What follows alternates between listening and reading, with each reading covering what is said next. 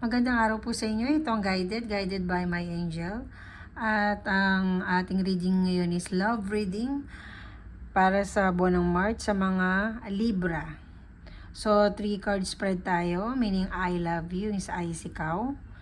Love is yung sa inyong dalawa ng partner mo, and you is siya.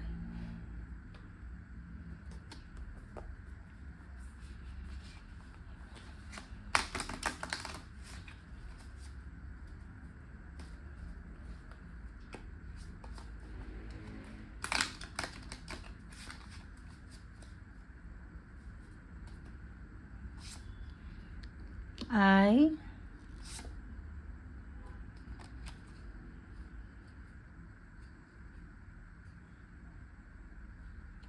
love.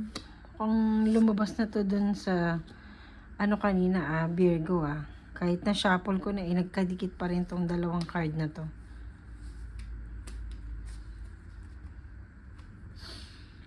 So mga Libra,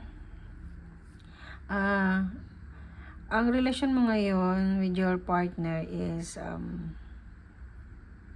nakapokus ka sa more on material ngayon, March. And kahit may mga choices ka pa, is feeling mo wala ka ng choice. Kung hindi yung pag-improve mo ng sarili mo on a financial matter, and yung relationship mo sa partner mo is hindi kanya hindi mo muna masyadong focus siya sa ngayon, kasi ngayon nga busy ka sa ibang bagay, and not actually neglected mo siya. Syempre nandiyan pa rin lagi siya sa'yo, nakaantabay siya sa'yo, at lagi naman siya open arms lagi sa'yo kung kailan mo siya papansinin, o kung kailan ka may pag-communicate sa kanya, okay naman. So open-minded naman yung partner mo pagdating sa ugali mo ngayong March na to. And ang relasyon ngayon ninyo is harm, or pwede din naman nating sabihin na walang masyadong danger kayong nakikita, kaya masyado kayong open na to the point na hindi niyo na sinisecure yung sarili ninyo sa isa't isa dahil tiwala nga kayo sa isa't isa. At na yung ganong klase ng relationship talaga ang maganda, di ba? Yung hindi niyo na masyadong ginaguard yung sarili niyo. Siguro dahil matagal na yung relationship niyo, kaya hindi na masyadong ginaguard yung bawat isa. But syempre, kung babae ka, mas gusto mo pa rin yung feeling protected ka. And kung lalaki ka naman, mas magandang pinoprotektahan mo pa rin yung partner mo. And for you naman kasi feeling niya kasi perfect ka na. Perfect ka na para sa kanya, na lahat ng klase ng traits ng isang babae nahanap niya para sa iyo. Nang dahil doon, marami siyang pangarap na nabubuo kasama ka. And ibibigay niya lahat sa iyo yun, and tutulungan ka niya dahil nga para namumroblema ka on financial matter. Actually, not actually a problem, but ginagawa mo naman kasi ng solusyon. Pero siya, open arms siya sa'yo, na tulungan ka niya more on material thing, at yung mga goal ninyo is gusto niyang ilatag sa'yo.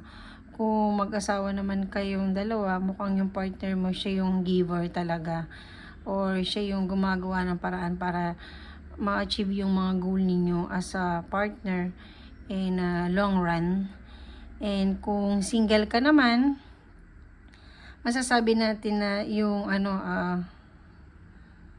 yung magiging partner mo is na siya, kumpleto na siya. Baga, inaantay ka na lang niya. Inaantay niya na mag-meet kayong dalawa as soon as possible, dahil hinahanap ka na niya. Hinahanap ka na ng kanyang vibration. At minsan siguro yung tumingin ka sa likod, baka nasa likod mo lang, hindi mo napansin. But hindi siya actually related sa iyo, or Hindi mo pa siya na-meet before. And bagong ano lang siya, stranger, totally stranger na nakatangled sa'yo, na hindi mo alam na siya pala yung iyong future partner. At magandang ano naman siya, maganda naman yung disposition niya sa buhay. And siya mismo naghahanap na siya ng magiging partner niya at the moment. So, ano ba yung spell for your more clarity about the relationship? So, bubuno tayo ng isang card for spell.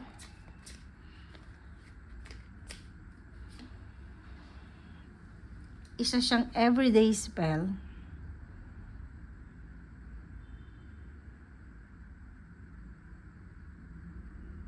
So, ano to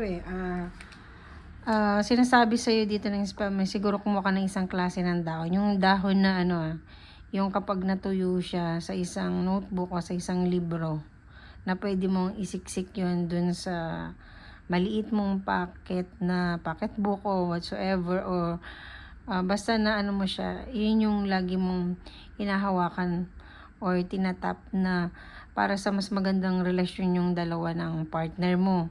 At for improvement din sa'yo, para at least is ma-lose ka ng maraming bigat na nararamdaman mo ngayon, para makapag-focus ka din dun sa relationship ninyong dalawa. Dahil syempre minsan yung may mga tumarating tayo mga partner na talagang sila na, at ayaw naman nating magkaroon ng di magandang impression sa kanila kung ano yung inuugali natin dahil lang sa mga napagdadaanan natin sa buhay, di ba? So, wag natin i-neglect yung ating mga partner, Libra.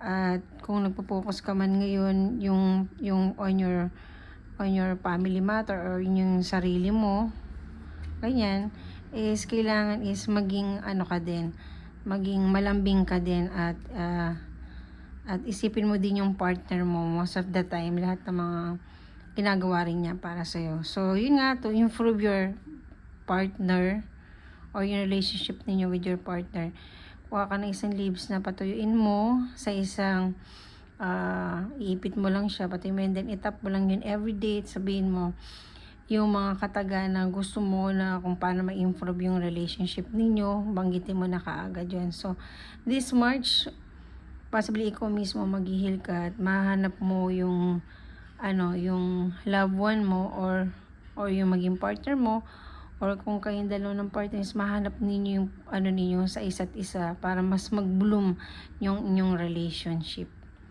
So, sa ngayon, Libra, yun lang yung love reading for March. Maraming salamat and God bless.